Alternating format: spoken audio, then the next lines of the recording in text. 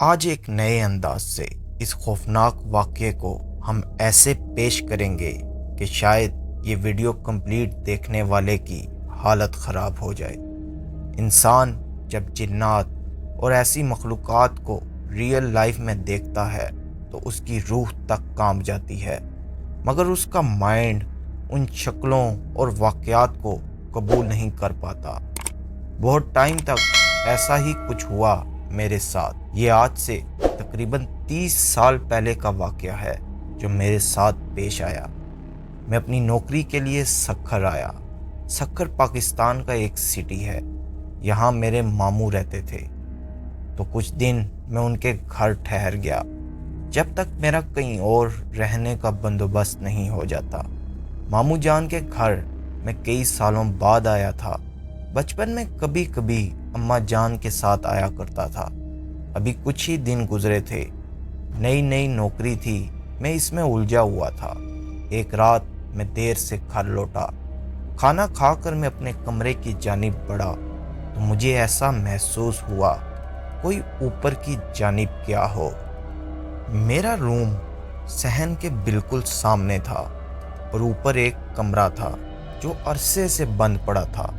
ماموں نے مجھے ملنے سے پہلے ہی مجھے یہ بات کہی کہ وہاں جانا سختی سے منع ہے۔ میرے پوچھنے پر بھی انہوں نے مجھے اس کی وجہ نہ بتائی۔ میں نے بھی زیادہ نہ پوچھا، مگر اس وقت کون گیا ہوگا وہاں، یہ سوچ کر میں اوپر چلا گیا۔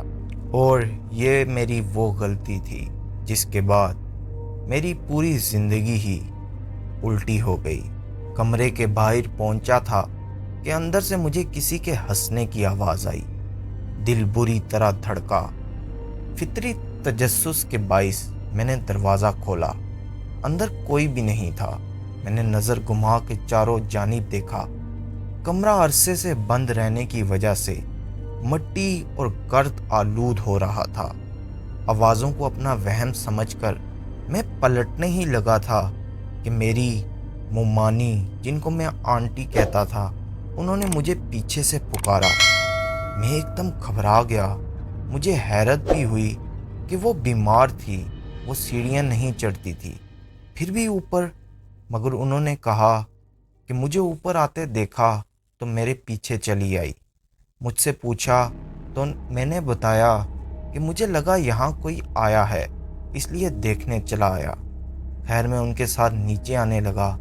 ابھی 2-3 سیڑھیاں ہی اترے ہوں گے کہ مجھے محسوس ہوا کہ کوئی میرے پیچھے پھر سے ہنسا ہو، مگر وہاں تو میری آنٹی تھی۔ میں نے ڈرتے ڈرتے اپنی گردن گھمائی اور میرے ہوش اڑ گئے۔ میرے پیچھے آنٹی کے بجائے ایک جھلسے ہوئے جلے ہوئے چہرے والی لڑکی کھڑی تھی جس کی آنکھیں سرخ تھی۔ اف، ایسا چہرہ کہ میں آج تک نہیں بھول پایا۔ خوف سے میں سیڑھیوں سے نیچے گر پڑا۔ وہ آہستہ آہستہ میرے پاس آ رہی تھی۔ میری آواز حلق میں ہی رہ گئی۔ بمشکل میں چیخا تو میری آواز پر میرے ماموں اور میری ممانی کمرے سے بھاگتے ہوئے آئے۔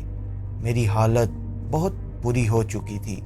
میں بے ہوشی میں تھا، مگر مجھے وہ لڑکی اپنے سامنے محسوس ہو رہی تھی۔ ماموں شاید سمجھ چکے تھے کہ مجھے کیا ہوا۔